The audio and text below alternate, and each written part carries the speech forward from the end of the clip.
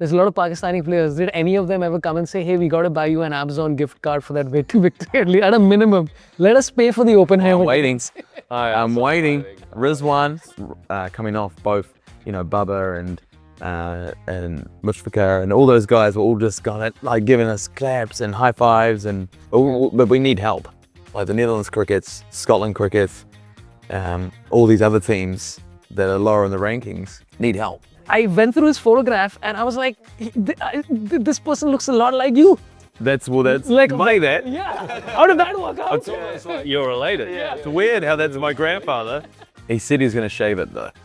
Well, I said if we won the World Cup. If we won the World Cup, I'll show you. Hi, I come to you from the future, which is today. This podcast was recorded in the past. It could be argued that all podcasts are usually recorded in the past. But this one was particularly recorded well in the past in 2023 at the GT20 in Canada in Toronto.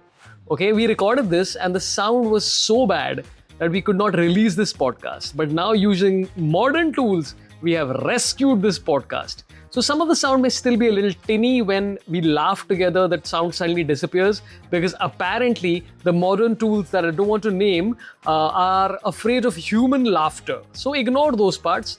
But this is generally a really, really fun podcast I had with Max O'Dowd and Logan van Beek from the Netherlands. Really fun guys. Generally one of my favorite podcasts I've ever done. And we might have some references from 2023 like Barbie and Oppenheimer and other such nonsense, and also a lot of references to cricket events that happened at that time. There's a lot of mention of Netherlands beating West Indies in a massive ODI. Just go check out the highlights to get some context. Anyway, enjoy this fun conversation with Max O'Dowd and Logan van Beek, and also follow GT20 from Canada for some great cricket content. Links are somewhere here. Enjoy. All right, welcome to yet another devastatingly incredible episode of The Global Path, the GT20 podcast, where I talk to cricketers who I like, admire, love, loathe, care for, I don't know, whatever else. Today I have two legends of the Netherlands game. Netherlands cricket. They're all... No, it's cricket weeks. Yeah. Sure, wait, I'll try again. Today, I forgot to speak. We have Max O'Dowd and Logan van Beek. Thanks a lot for being here. How are you doing? Great to be here. Yeah. Very good. I'm intrigued to see whether you loathe us, whether you love us. It's that intro. That's where it all comes from. Okay. You never know where it goes. My first question to you is, how was Oppenheimer? Long. Wow, it was long. It was To be long. honest, for the first... No, I reckon there was a period in that movie where I was kind of sitting there going, what am I even watching right now? Yeah. But then it all started to make sense. And I love Nolan, so I was like... Did you figure it out? Have you understood it? Because I haven't seen it in a full every... rundown afterwards. Yeah, we did a little bit of research afterwards. Yeah. It was loud as well, so I had to kind of cover my ears are quite sensitive, but Yeah. that's right. You go. I had my hands above because it was loud. Bomb went off and Yeah. no, it was it took a bit of reading afterwards just to kind of get more context of the story. Yeah. But again, any Nolan film is thoroughly entertaining. Yeah, this is a new podcast which is called Film Reviews with Cricketers. Let's talk about Barbie. Have you guys seen Barbie?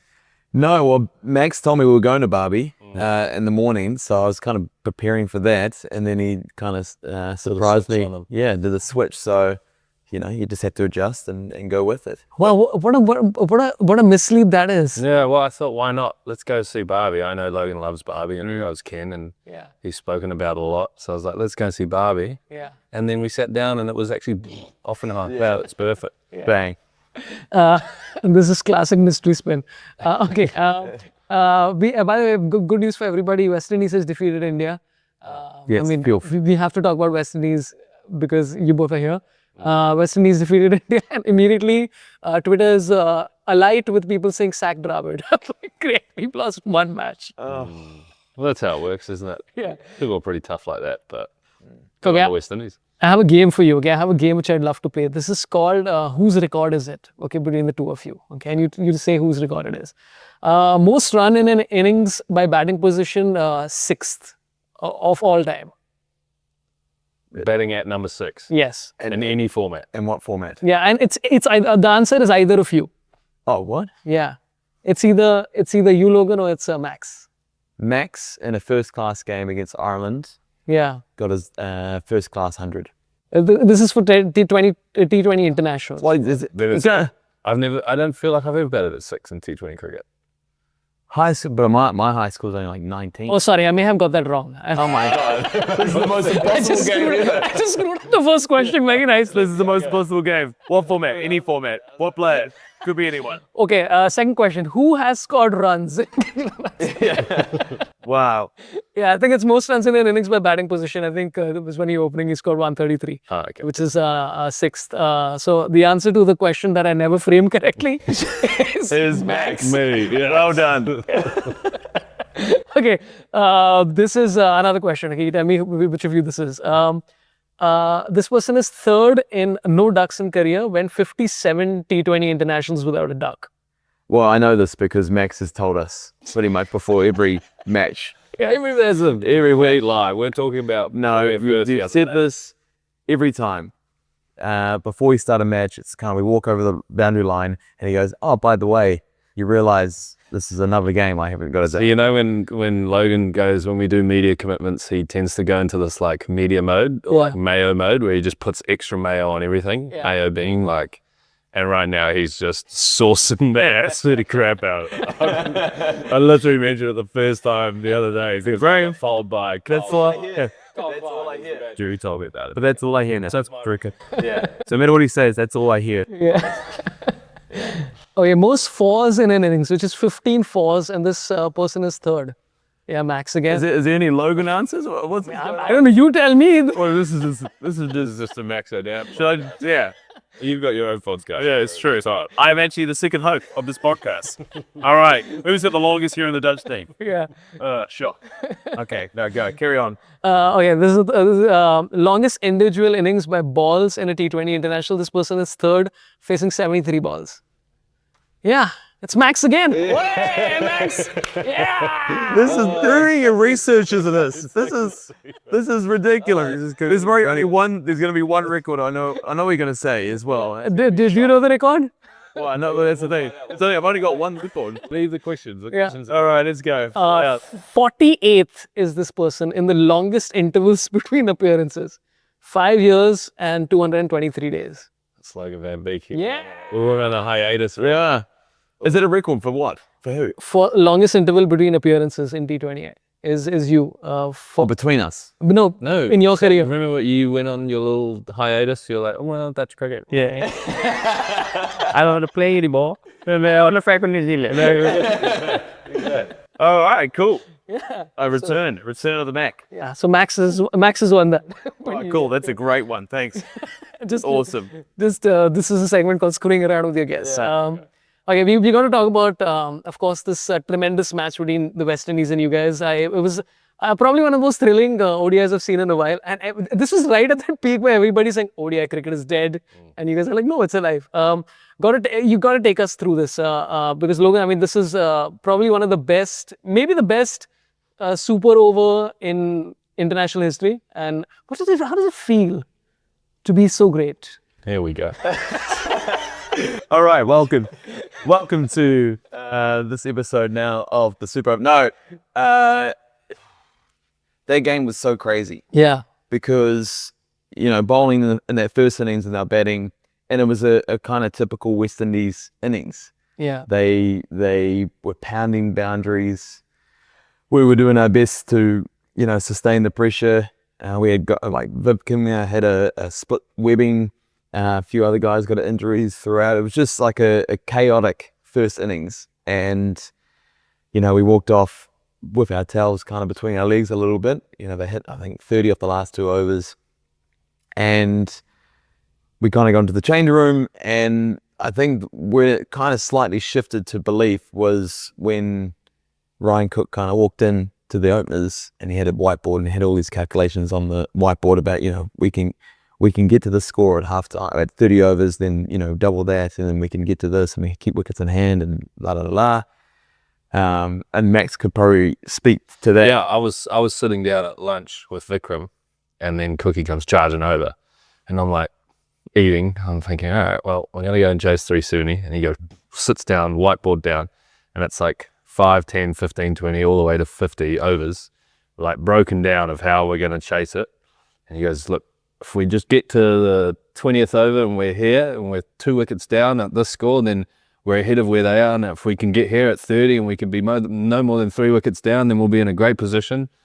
And I was like, oh, that actually like makes sense. And it's kind of like achievable when you look at it smaller. Yeah. You look at it like 370, like, oh my God, like 370, like I got to try and chase that. But then, we broke it down. I was like, oh, it's actually like, we can do that in that amount of time as long as we don't lose the wickets. And yeah, well, got off to a good start. And then Tasia and Scotty Tasia played a hell of a knock again. And then Scotty does what Scotty does. And our saviour came in at the end and almost got us over the line, but then did what we had to do anyway. So, yeah. Wow, I like the very sly way you almost got us over. Yeah, almost. No, well, that's the thing. I think, kind of looking back, it was like a little secret that we had that no one else knew at the time. Right. And that was in terms of the belief that we had in our batting group going into the innings. Like, it wasn't a super daunting feeling. Guys were just going out to the air going, this is what we have to do. Yeah. And we actually, the guys who weren't playing, we called them the electric eels, but we had a lot of references to Ted Lasso. And we had one of the guys had ordered the believe sign, which features in the series. Yeah. The players touch and things like that. And they placed it just in our kind of dugout before you go out to bat. Wow. And I think Scotty was the one that kind of saw that, and he touched it, and he kind of walked out there and kind of, the way he batted and the way that Tasia and him kind of went about it, running the twos, hitting boundaries, and it just grew the belief in the group. And so by the time I kind of came out there towards the end, it was like, yeah, we're going to do this. And there was probably a bit like a sense of calm for me. I'm not sure about Max. Max was probably emotionally exhausted after watching a couple of hours of batting. But for me, when I was batting, I had a kind of eerily sense of calm that, okay, I kind of know how to go about this. I've seen this done on TV. I've been in this position before. And let's just kind of give myself the best chance. And it wasn't until that last over, I had the fourth, the first ball, and we only needed 5 off 5. Yeah. And that was the first time I went, oh, wow, we should do this. And then I kind of took a single, and then Aryan Dutt unfortunately hit one in the air, and then he gets out, there's 4 off 3, and then I'm going, okay, and then Clayton Floyd comes in. I said to Clayton, look, it's not that quick, but if you miss it, I'm running through for the bye, and then we need 3 off 3. Clayton had pulled his groin during the match, and so we needed 3 off 2. And I said, man, wherever I hit this, you've got to turn back for 2 regardless. Hit it down to long on, and he did probably one of the most perfect turning for 2s I've ever seen in my life. And they even got a slow motion of it. And he just gets his bat over the line and runs back. And then we need 1 off 1. And I do remember kind of thinking, all right, don't mess this up. When he was running into bowler, saying, we've done so well to get to this point, don't mess this up. And then I kind of just half-heartedly chunked it to mid-on. And then, but again, I wasn't that gutted. I was like, you know what, that it was either meant to be or, it happened. And then from that point on, I guess the rest is history. Oh, but it's ridiculous. I also like the fact that you broke it down from 5 times. What is the number? Because I think when you were talking about when South Africa was talking about chasing down 434 versus Australia, they were just like, they did it, so we are also doing it. Just like a bizarre attitude. What is the number that you were supposed to get at, like say 40? What is the number required in the last 10? I think we were trying to get to around 170, 180 at 30. Yeah. Say once you get to 30, you should double your score if you've got wickets in hand. So we're thinking if we can get to 180, 190, then you double that, that's what, 360, 370. So that was the aim, and we were actually I think we were ahead of the runs of where we wanted to be, but we were behind on the wickets. So we were 4 down instead of 4 or 5 down instead of 3 down. And then, we back ourselves to kind of go at 7, 8s in the last 20 because of the way we run. And like we're not massive guys like the West Indies who clear the boundary, but we'll run hard and we'll try and hit gaps and squirt boundaries out. I mean, I can't tell you exactly what the number was, but I think that's what it was around there. So is this would be the greatest, because you've had wins 2010, 2014, you beat Bangladesh, then 88 all out when England was all out for 88. I mean, those are some great Netherlands wins. Is this the greatest Netherlands win? I mean, because also the circumstances qualifying for the World Cup, all the rest of that stuff? I think greatest is, it's tough because you also like, I mean, it's hard to say as a player who's currently playing, because guys who played in the past will have, you know, a different opinion. Greatest, I think it's probably the most remarkable. Like, I don't think anyone would have said we're going to, at that halftime, it doesn't matter who you're playing. If you're chasing 370, it's always going to be a tough ask. And the West Indies are a quality side. So I just think we played extremely well. And I think it was, in my opinion, one of the more remarkable game, probably the most remarkable game I've played in, without a doubt. Whether it's the greatest Dutch game of all time, I mean, to me, personally, so far. But I'm not sure whether others would agree or not. Yeah, there's kind of remarkable games and then there's like significant games. Right. So we bet South Africa last year in the T20 World Cup and we just played a good game. Yeah. Like we turned up, we played what was in front of us, we put on a total, and then we bowled accordingly to what the pitch and the conditions dictated. And again, from the outside, it looks, you know, remarkable that Netherlands tip over South Africa and South Africa, one of the favourites, yada, yada, yada. But the significance of that game, I guess the game we played was just what we just did what we needed to do. But the significance was that we were already automatically qualified for next year's T20 World Cup. So the qualifying tournaments, which are the hardest tournaments to go to, we can skip all that, which is a massive relief for us, having been to a number of qualifying tournaments. So that's a significant performance. Another remarkable game that I was part of was in the 2014 chase against Ireland, where we chased 194 and 14.2 overs. That was just ridiculous. I didn't do much in that game. I bowled 2 overs for 20 and got 1 off 3 balls. But I was there and I ran on the field and we celebrated, massive celebration afterwards. So that was remarkable. And then obviously this West Indies game, but even the Scotland game, that was just one of the most amazing games and one of the most amazing individual performances I've ever seen in a match with that much significance and consequences on the line, where, you know, probably the last 3 or 4 weeks for us, you know, have been amazing, because anyone that's who watched those qualifiers have said congratulations to us, well done, you know, all the best for India. And it's been nice, it's been great. Like you know, it's a good feeling when people are having positive affirmations, positive wishes for you, because, you know, we do work hard to try and do the best we can. But we could have just been easily on the Scotland side. Absolutely. And we were, you know, and been going back to no games coming up in the next kind of 6-8 months. And so it's kind of like a humongous gap going to a World Cup compared to having 0 games. Shit. Yeah, that's a challenge of being us. By the way, I mean, the GT20, which is what everybody's here for, there's a lot of Pakistani players. Did any of them ever come and say, hey, we got to buy you an Amazon gift card for that victory? At a minimum, let us pay for the Oppenheimer tickets. I'm waiting. Rizwan. Rizwan, where's Rizwan? Hey. Fakhar Zaman, this is... Come on, Amazon gift card. He said it. At a minimum. PSL deal, anything. Yeah. One of the two. The choices are Amazon gift card or PSL deal. You choose, Whatever. Yeah, no, that was cool. That was awesome. When towards the end of that game against South Africa, we had both Bangladesh and Pakistan fans cheering us on. Had that at the Adelaide Oval, and it was awesome and it was fantastic. And they, as we kind of coming off, both, you know, Babar and Mushfiqar and all those guys were all just like giving us claps and high fives, and they were just so stoked to still have a chance in the tournament. So yeah, we in the subcontinent. Like, I think, Max, I went through your Twitter. There was one guy who you had a fantastic interaction with, where he said, please reply. And then he said, hey. This guy, so I showed you that the other day. what's that? I always get messages from a bunch of guys. It's not just Bangladesh. It's Pakistan. It's all people from all around the world.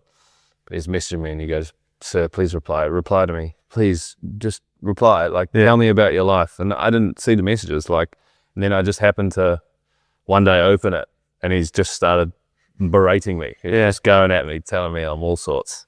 So I was like, wow, I just replied on. And he was like, yeah, I'm not going to say it. Yeah. It's, kids TV. And then I was like, "G'day, mate." Replied, "G'day, mate." And he just completely did it like a 180, switched his tone. Yeah. He's like, "Oh, I love you. So, like, amazing." I don't even I mean, this is not a kid's channel, so we can say it, but without the actual words. He said, "Please reply." And then you didn't say anything. He said, "Hey, Laka boy, you are so arrogant. Boycott you. You never support from Bangladesh. Mother Laka. Luck you, man." And then he said, "Good day, mate." And he said, "Fine, brother. I'm your big fan. I follow every match." So that changed. Oh, there you go.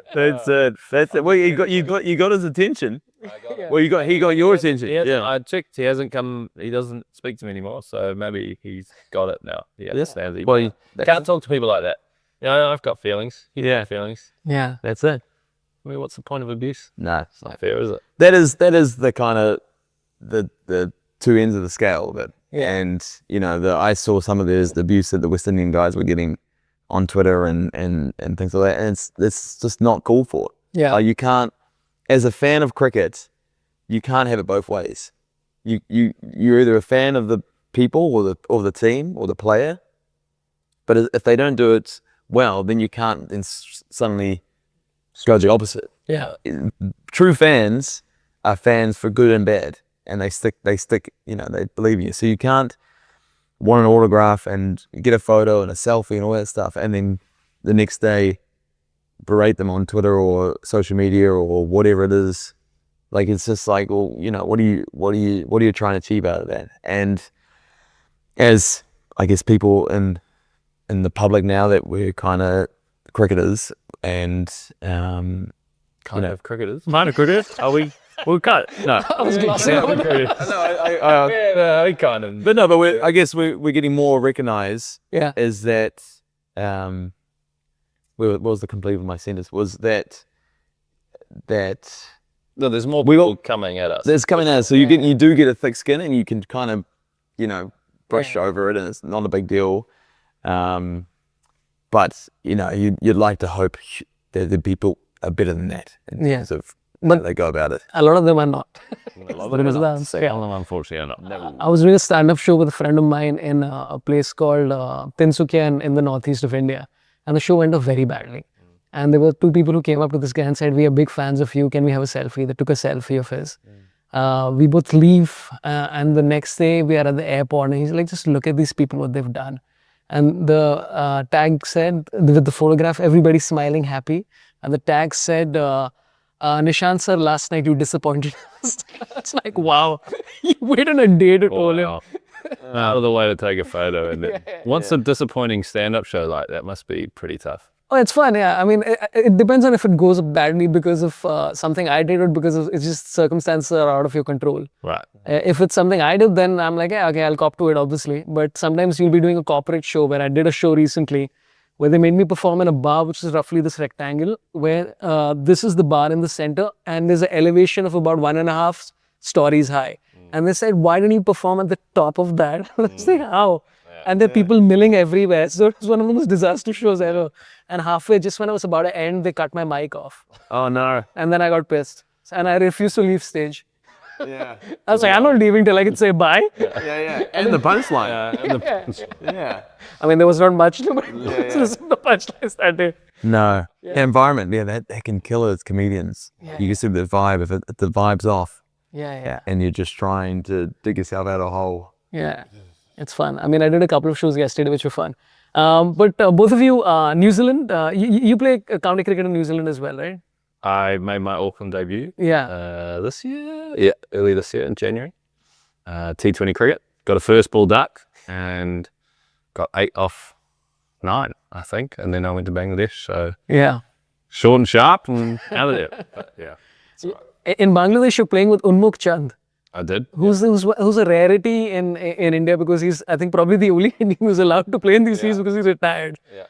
But I'd love to know about the Bangladesh Premier League because I think it's one of those leagues which doesn't get as much attention and seems like a lot of fun. It seems like it's... It is a lot of fun. I mean, it's 6 weeks of very good cricket and 5.5 weeks. And it's tough. Like, there's some very good players playing in it. The local players is very good.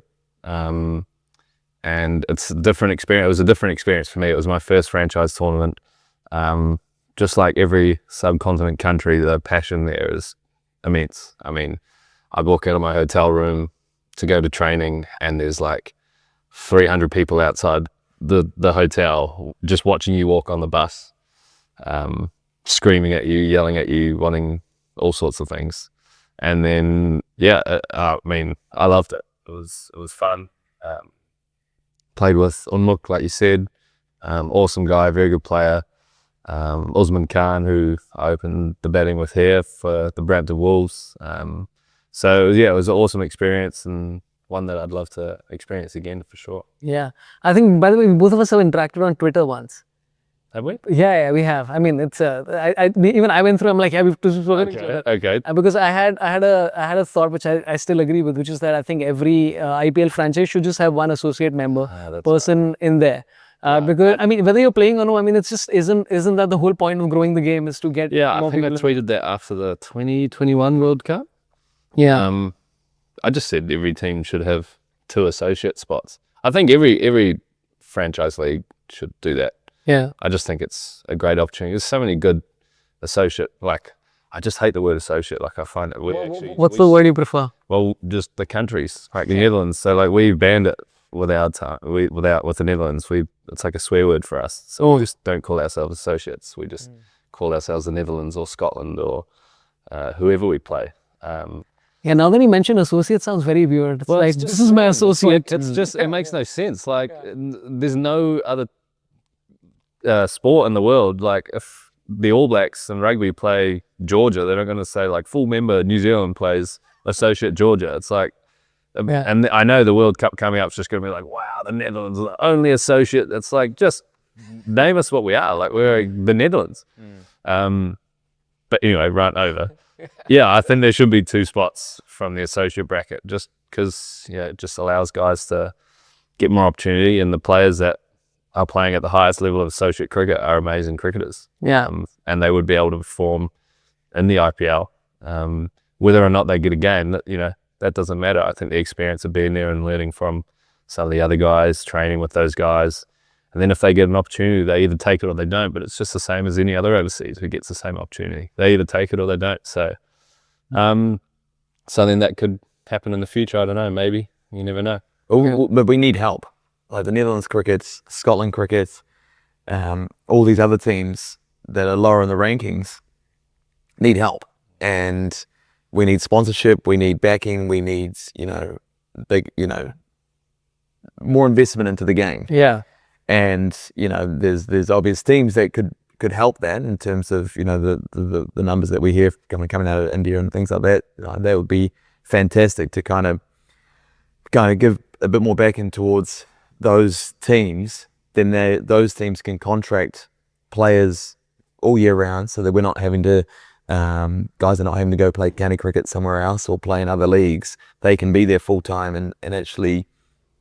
Every series we go to, we can play with the full Netherlands side instead of kind of bits and pieces. And so we definitely do need help on that front. And then if there's investment into those teams, then it just keeps building the skill and the experience of those other teams. And then we can have these 20-team World Cups and it's not just, okay, the top 8 teams are going to be competitive. It's like, well, look, hold on. 9, 10, 11, 12, 13, 14, 15 can all make the semi-finals. Yeah. And, it makes for a more of a world tournament. I mean, so many people have made the point that the Asia Cup has more teams than the World Cup. Right. Yeah. Which is like, how is this? And also, I think the margins between the teams, especially in white ball cricket, have gone like far slimmer than they were earlier. So it makes no sense to have just the same teams playing. But we obviously have to talk about both of you are from New Zealand, born in New Zealand, and of course you played under 16 and under I think 6 to 16. You said you've played for the Dutch. But I love the fact that I mean everybody started pointing this out that you have cricket in your blood, both of you. I think your dad also played cricket and rugby as well. But I went through this whole gentleman called Simpson. How do you say the surname? Gillen, yeah. Who's your grandfather, and he played 5 tests for West Indies, 3 tests for New Zealand. And I went through his photograph, and I was like, this person looks a lot like you. That's what it's Like a play that. Yeah. How did that work out? Yeah, it's like you're related. Yeah, it's weird how that's my grandfather. What? Get out of here. No, but is it like, I mean, for both of you, is cricket like part of the growing up process, etc., or was it just playing all sports? Well, cricket was the #1 sport Right. in my family, but sport was, you play every sport. Right. And I remember when I was 13 at my first year of high school, I think I played cricket, basketball, touch, rugby, tennis, volleyball. I just tried to do every sport possible. And I did that until as long as possible. And then cricket and basketball kind of took over. But it was just getting outside and being active and playing sport. But cricket was always the one that dictated in our household. And my grandfather was so passionate about cricket. And I looked up to him, you know, so much that I just wanted to make him proud and I wanted to be like him. Oh, wow. And so, you know, playing cricket was kind of all, I was always going to be a cricketer. Wow. What a nice story, man. That's nice. It's all about impressing your parents and grandparents, right? It's like, look at us. Yeah. I'm you. Yeah, exactly. And I guess the two kind of, the nice synergy between us beating the West Indies for the first time. Yeah. When New Zealand won their first ever test, it was against the West Indies. And so he played for the West Indies, but then when he was playing for New Zealand when they beat West Indies for the first time. So there's a nice kind of synergy in that story, which which I thought about straight away after we beat them. I was like, wow, that's actually quite cool that that's happened. That's a more easily understandable plot than Oppenheimer. Correct. Okay.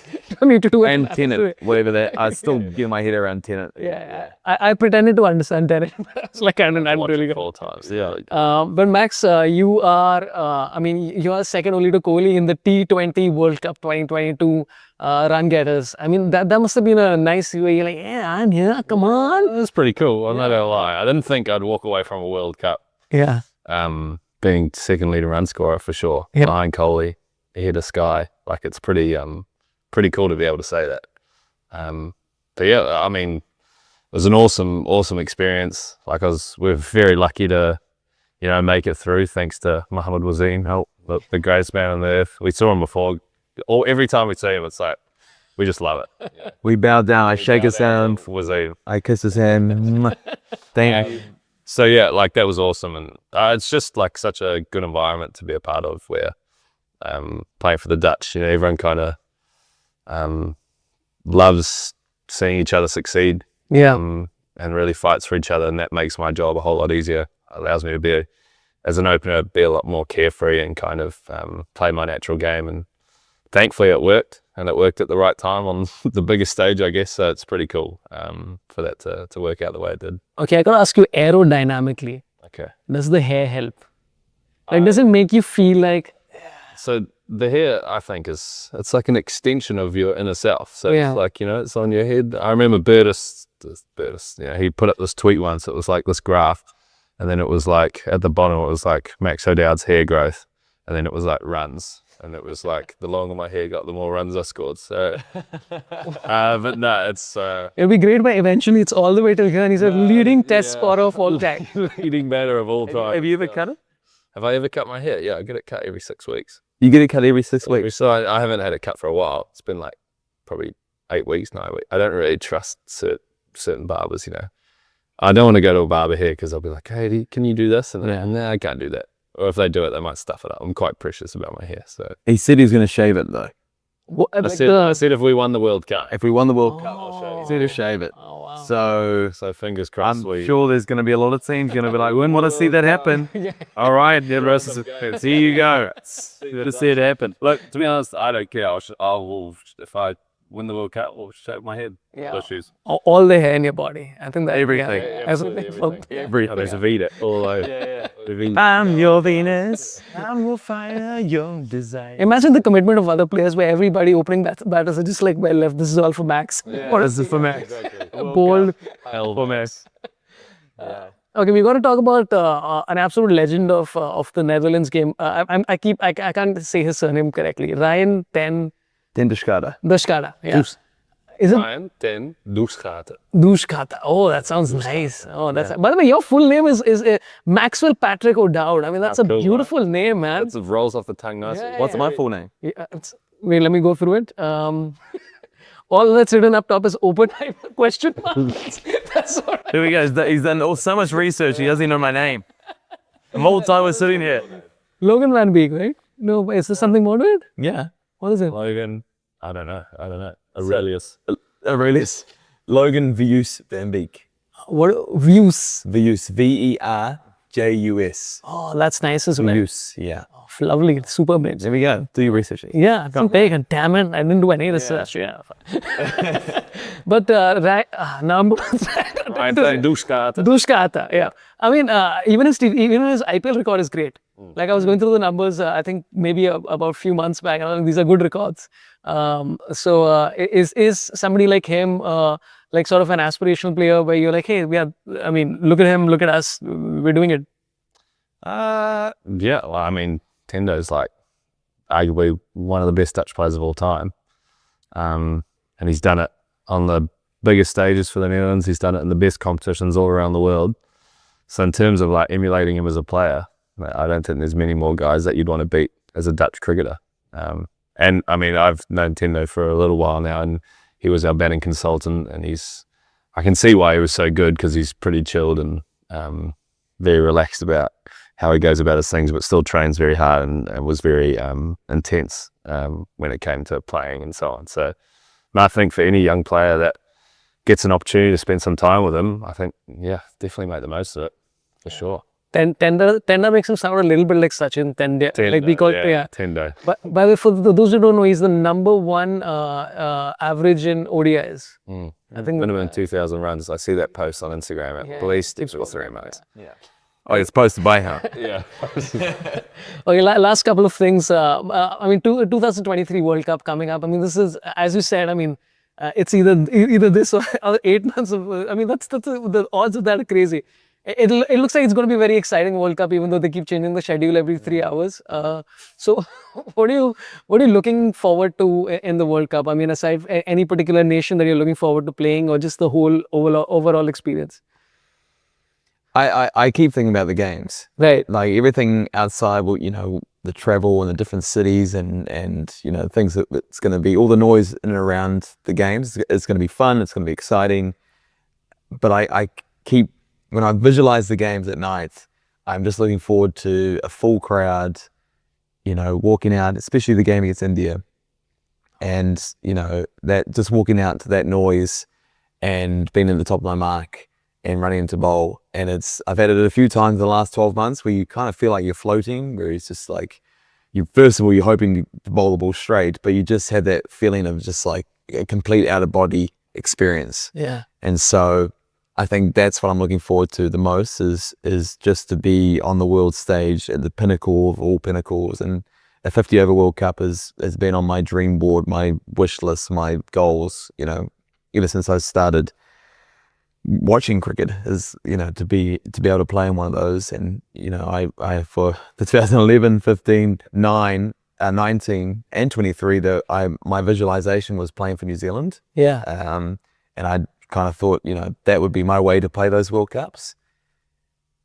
But now, as we sit here now, it's going to be serious, baby. It's going to be just suiting up for the Netherlands, and you just never know how your script is going to be written, and you just kind of hop on the bus and enjoy the ride. And this ride has taken us to India, and you know, I can't wait to get there. I mean, if you beat India, please leave the ground quickly. I don't think we'll be leaving. Can I get a helicopter to pick it up? Yeah, it's a tough question that you ask, because I wonder if, like, because I'll expose the ICC. I feel like often when we go to tournaments, we get asked these questions where it's like, oh, which team are you most looking forward to playing? Or like, which bowler would you want to hit for 6? Or like, I'm like, are you asking Kohli these questions? Like, like, come on.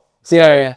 For me, it's like, I just really want to go to the World Cup and get in the contest and like get into positions where we can win games. And really like just turn the script on the thinking around, especially Dutch cricket. I think that's one of our things, is like, as a team, we play our style of cricket, which is working, but then I'm getting a sense now where the way we're performing, the feats we've achieved, that we're kind of like creating a bit of a legacy already with such a young team, where young kids are starting to recognize me in the net. Like the first time I've ever signed autographs in the Netherlands for cricketers, young cricketers, and like people are like, I've got my cousins who didn't know anything about cricket in the Netherlands who love watching cricket, who have signed up to play cricket at a club. And I just feel like I don't want to go to a World Cup just to be there and like have fun. Like, trust me, we'll have fun. Like, it's going to be amazing. 50 over World Cup in India is the pinnacle of cricket, in my opinion. So it's going to be fun, but we want to go there, and Logan will agree, is to compete and beat sides. We're not just going to go there to try and, oh, this is fun. Like, we're in a 10-team World Cup. How much fun? Yeah, this is going to be awesome. Yeah, we want to go there and try and win. Like, what's the point? If we're going there, you ask any other side, they're not going to be, oh, we're just going to have fun. So I think getting in the contest, getting into match winning positions, and hopefully being able to convert. It's going to be extremely tough against some of the best sides in the world, but if we can get into those positions, then you never know. And then at least we can be content, even if we lose, that we've been able to get there and do that kind of thing. So that sounds great. I mean, I think this is why a lot of us are becoming fans of Netherlands cricket, because you've been competing at levels where you're like, yeah, you guys are here. You guys are here to show up. But I have a follow-up question. Who would you like to hit for a six? oh, yeah, well, no answer that good. No. You just better questions. Yeah. Eddie Van Beek in the nets. Yeah. Okay, one last thing before you both have been very generous with your time. I like when we decided to do something, like I got to talk to both of you, because I've been enjoying the cricket for a while. There was one tweet that he put out of somebody called Tariqul Islam, who put out a post about you where this is apparently the best descriptor you found of yourself. I think. Where he said, she looks like an Argentinian blonde lamp. Now, I don't really understand what this means. I don't. I have no idea what it means either. Just saw the tweet, and I was like, "What is?" What? I was like, "What?" Like an Argentinian blonde lamp, and I was like, well, "I might Google an Argentina. I'm sure if you pull it up." Yeah. But yeah, I was like, "Oh, it's not bad." We will put up a photograph of side by side, like Exactly. like with your. Just a lamp with a wig on it. Or something. Yeah. I think one will be you with your granddad, and you with the lamp. See the lamp just next to it. Perfect. Okay, GT20, of course, this is what we're here for. Last question. Expectations from the tournament. We're reaching the latter part of the tournament. What do you think? What are the expectations going forward? I mean, obviously to win, but yeah. Yeah, we put ourselves in a great position, top of the table at the moment. Yeah. With 2 games to go left in the round robin play. So I guess when you win early, your expectations go, all right, we're gonna win this tournament. But I think now that the tournament has gone into a bit of a rhythm, teams are kind of understanding how to play together and things like that.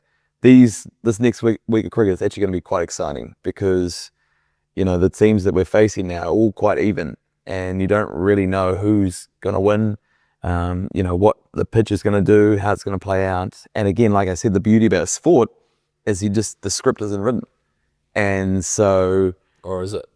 Wow. And don't start those conspiracies. Yeah, that light is very bright, so I'm not sure what's going on here. But no, I have a funny feeling that the next week of cricket is going to be exciting. Yeah. And I believe just the team we've got and the feel we've got amongst our team is that we'll find a way to play good cricket. And I'm excited to get into it. Yeah, awesome. Yeah. They're the same.